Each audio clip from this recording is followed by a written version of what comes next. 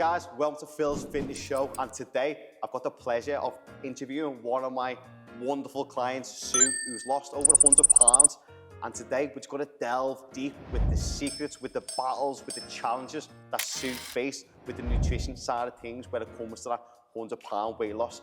But before we get into it, Sue, 100 pounds down. Yeah. How do you feel? What's the life-changing experiences from losing all that weight? And it's been phenomenal, really. It's been a hell of a journey.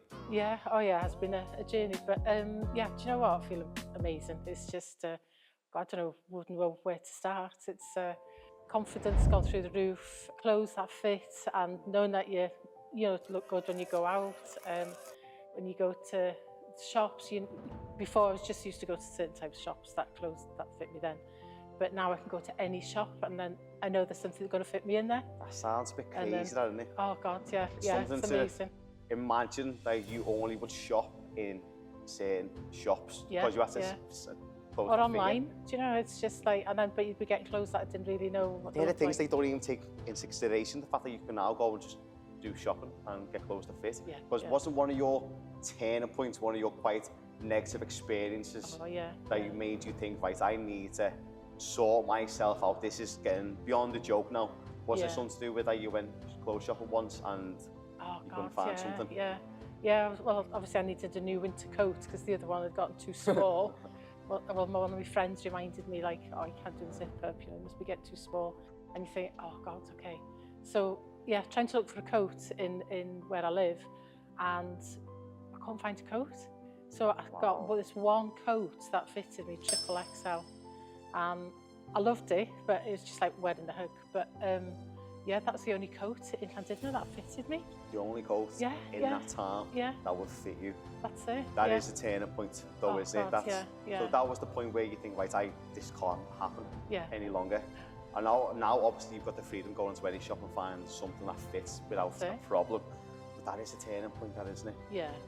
And my wardrobe's like doubled in size, I'm not very popular with my husband, like, his wardrobe's like that, mine's like that. Yeah, you're just enjoying it now though, you're just embracing it, aren't you? Yeah, that's so, great. Yeah, so that was a turning point for yourself anyway. Well, even this t-shirt, I put it on today, but it's like an XL, but it wouldn't fit me before I met you. Oh, wow. And, well, I've put it on today on this, like... Oh my God. Yeah. So when you start, that wouldn't even... Oh, it wouldn't fit me, no. So I had triple XL t-shirts at home, and I think I must have thrown them out anyway, but I wanted to bring one along. And God, yeah, they were massive, but I can't imagine myself fitting. That was like the old Sue, that wasn't it? So you probably just wanted to get rid of all those memories, really. More than anything. But yeah, that's sensational though, what you've done, to be fair. That's great. So let's delve into, because there's going to be a lot of people who have got themselves in the situation now that you were previously in. A lot of people have got themselves there. Did you get very comfortable with food? Did you just take your eye off the ball? What was the kind of the course to kind of get yourself to right up there to that unhealthy state? Well, I love food anyway. We all love food, don't we? I love food. Yeah. But I've always tried to eat healthy, but I think it's the amount that I was eating as well. Yeah. Plus as well, the shifts that I do, a lot of night shifts and stuff. So they say if you eat in night time, it's unhealthy for you. So I was eating crisps at work, people would leave you chocolate sweets, so you're always sort of grabbing on the go.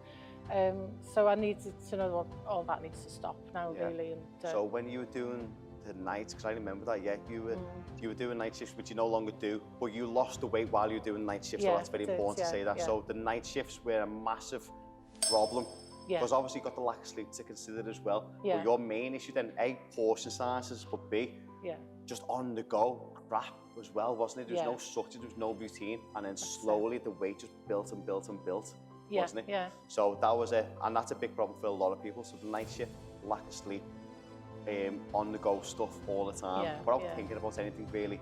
Yeah, and you just do it, you're just surviving really when you're on nights. And I can imagine. And then when you're waking up tired, you've got the lack of energy to maybe cook. So what was, obviously, we had the turning point before in terms of getting that coat, I was the only one that fitted. When we started, obviously we went through a few things. But what was the one that helped the most with everything? Because I offloaded a lot of information, what I wanted you to do. What was the one thing that really kind of helped in terms of the calorie counting side of things, obviously the calories themselves? I think really is from my point of view, is actually trusting the process that you'd given me, because you'd given me the list, that the rules to follow, and but you'd given me something like 2,300 calories, and I thought, no chance, this isn't a diet. And you thought that was quite high then? Oh my gosh, yeah. I thought, nah, I'm on a diet, so that means I have to restrict myself. But then I thought, no, I've got to trust the process. I've got to trust you here, which I'm glad I did, of course. And so it's the high amount of protein and the 2,300 calories. And because I was eating well and I wanted to do well, sometimes I wasn't even hitting that amount of calories in the day. Correct, because the food's now a lot cleaner, isn't it? Yeah. That's what people tend to realise. When the food gets cleaner, the volume expands massively, hence why they feel fuller. But because it's low in calories, it doesn't really hit the target up here. It can get close to it sometimes. So when I gave you that calorie allowance, you would thought, oh, that's a lot. But it's not a lot, really, of the good food, because for you to have gained that significant amount of weight over time, you were consuming way more than that.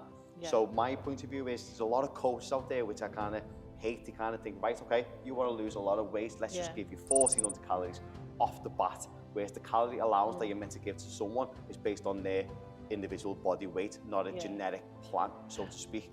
So we want to put you in a calorie deficit, but what's worked there then in this case is thinking, right, we've got a lot of weight to lose, but it doesn't mean we need to lose a lot of it all right now. We need to create this slow, long-term process, which is exactly what we've done. So me starting off with a generous calorie allowance, still creating that deficit, but all of a sudden we made the diet think, this is all right, this is fine. I'm happy with this 1-2 pound a week weight loss. That's fine for me, because it's very easy to stick to. And it's very, very, well, I'll say generous, because it's still a lot less than what you previously consumed. But when your diet's full of kind of, cakes, chocolate, crisp, takeaways and stuff like that, it's very easy to go over, which is why you've gained weight in the first place.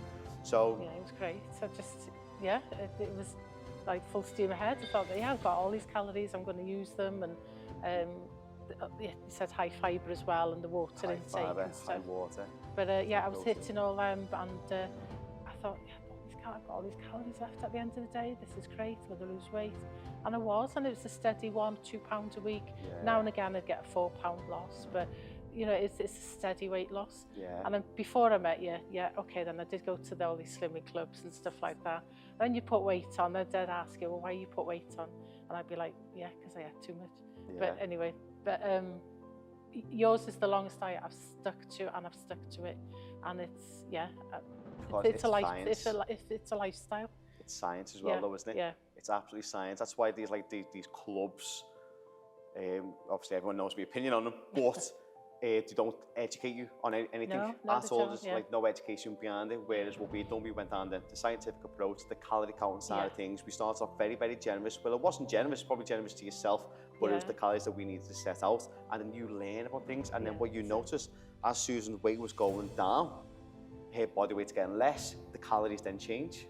So you now go a little bit less, and we take a little bit away.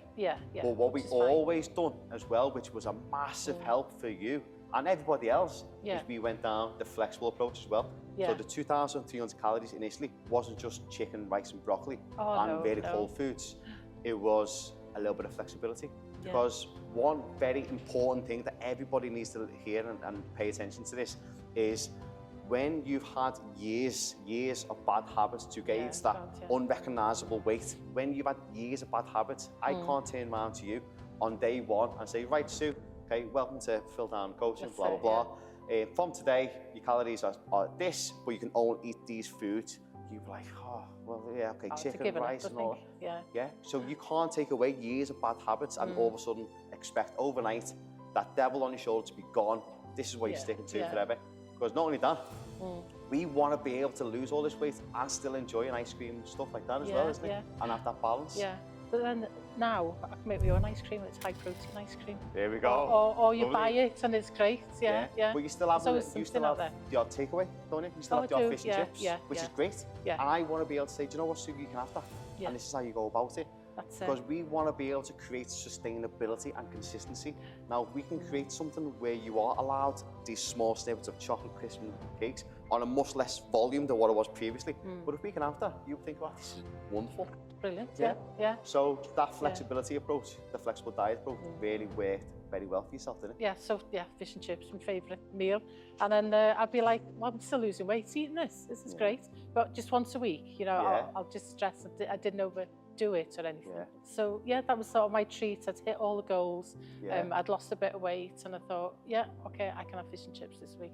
So that's what I did. That's something I say to you quite often, isn't it? Yeah. I think if Sue thinks, oh, can I have a chippy this Friday? I say, you can, if you've done these things. Yeah. I always use this analogy very well. And I say, if Felicity came home from school and wanted crisp ice cream, the answer is no, because she hasn't done her chores, which is the homework, getting in a bath, having a tea. If she does them, tidies her room, puts her pajamas on, things like that. If she does that, then I think, well, yeah, you've earned it. Same goes to us. If you want that chippy, you think, well, have I done all my workouts? Have I lost my weight this week? Have I done all my steps? Have I ate my calories? Have I done well? Then you think, well, I've had that green light. I can hear Phil on my shoulder going, right, have you hit all your goals this week? Yeah, that's it, don't it? But if you haven't, you know, laddie, you don't deserve it. That's it, yeah. And I'm happy with that, do you know what I mean? And I still get to enjoy my meal, and that's it. You've got to have that accountability, haven't we? You've got to have that accountability thing. Do you know what? No, I don't. This is what got me in the bad position in the first place. You've got to earn these things. And it's like with the flexible diet. The reason when I say flexible diet, in case anyone is unaware of what it actually is, initially, if I said to Susan, right, 2,300 calories, I would have said 80% of that 2,300 comes from Phil's food list. Good protein, good source of foods, whole foods, carbs, protein, fats. 20%, which at the time was quite generous, that's 460 calories. Quick maths. 460 calories, that could be from whatever you want. That's it. Now, that's a lot less than what you previously used to, but it's enough to think, that's satisfying me now. I've had all this whole food, which has filled me up. That's satisfying me. Plus, I don't have to go looking in the cupboards, thinking, oh, it's a packet of biscuits and that, oh, I think I'll have that whilst I'm watching EastEnders or whatever. You know, I don't have to do that because I'm quite happy now, and you know, I've had what I want, and good job's good done. And now here you are at a very healthy, wonderful weight. And on the next video, we're going to talk about all your weightlifting journey, which has been phenomenal. So today we just covered all the nutritional aspects.